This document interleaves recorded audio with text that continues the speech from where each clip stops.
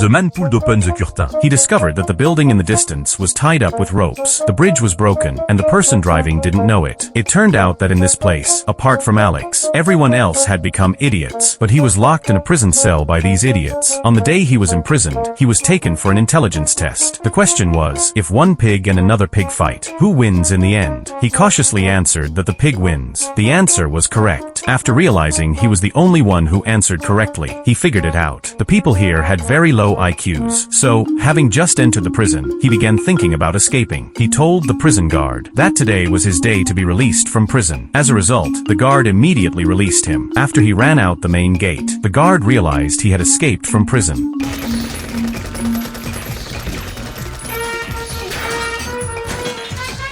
After escaping from prison, Alex went to Tom's house. He told Tom that if he didn't obey the command, he would die tomorrow. Tom was almost scared to tears. Tom told Alex that there was a time machine in this city, so Alex immediately took Tom to search for it, wanting to use the time machine to return to an era when humans were still normal. On the way, Alex discovered Jessica, who had been in hibernation with him originally, because Alex had escaped from prison. The police were chasing them. Since their car was too old and slow, they had no choice but to abandon the car and run. But just after they got out of the car,